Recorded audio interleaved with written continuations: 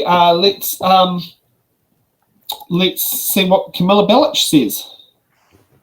Proposing, which we have traversed, was to allow the period of time where payments could be received to be longer. That could result in more payments to people and pay equity claims. I don't think that's inconsistent with any principle that the Labor Party may have. And personally, I take issue with that minister criticising the Labor Party for our commitment to pay equity. This is a minister who has implemented a higher threshold to raising claim. This is a minister who has put in an act that nullifies review clauses. This is a minister who is making equal pay claimants wait 10 years. This is a minister who is removing the authority's ability to order back pay. And she has the cheek to suggest that it is the Labor Party who is working against underpaid women. I take issue with that, Mr Speaker. I do not think it's correct. I think if she is looking to someone to blame for women not getting equal pay, she should look in the mirror. So that is my response to that. I also have some questions for the Minister.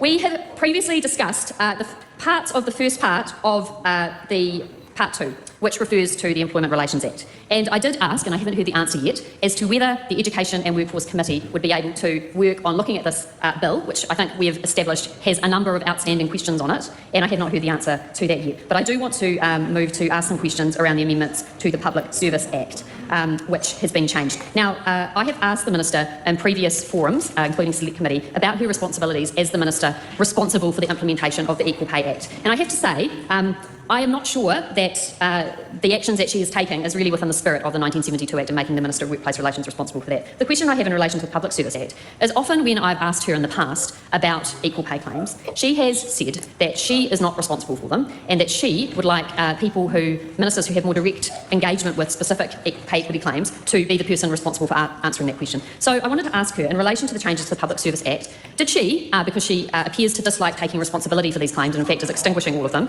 consider making other ministers responsible for pay equity claims that may come within the ambit? For example, the Minister for Public Service could be responsible for the implementation of pay equity claims within the Public Service Act. And we are talking about proposed amendments to the Public Service Act. So would the Minister consider changing the responsibility in relation to that, and perhaps for some other minister who perhaps may not extinguish the claims which have been filed under the Act that she's responsible for? So I have asked that question, and I would appreciate an answer to that. In this particular section, which is 54 Part 2, there is also an additional change which looks to, I believe, and I'd appreciate some clarity on this, look to whether the claim is arguable or whether it meets all the requirement set out in Equal Pay Act 1972 and has merit. This is worded slightly differently to the way that the arguable and merit distinction, which is in the Part 1 of the Act, is worded from memory. And I wanted to ask whether there is consistency throughout all the three Acts when it looks at the arguable principle, which of course has been replaced now by merit. So those are the questions I have in relation to that particular part of Part 2 in relation to the Public Services Act changes, and I'd appreciate if the Minister would answer. Mr. Chair. The Honourable Minister. I'll just quickly respond to the technicality raised by Rachel Brooking in response to her question as to whether the reference should be 13E or 13F, and I can confirm the officials advise the reference to section 13E is correct. Dr. Lawrence Zunan. Okay, gee, she answers that question quickly. It's just like she's given a parliamentary question time question. Pretty much, because she wants it gone as quickly as possible. She tried to go to the toilet. I was talking to someone high up in the Labour caucus the other day, and they were saying that, because it was a surprise, like nobody knew it was coming when it was tabled. As soon as they had it, it was copies out back. Everybody pulled from everything. Go through it with as quickly as you can. Tell us what's wrong.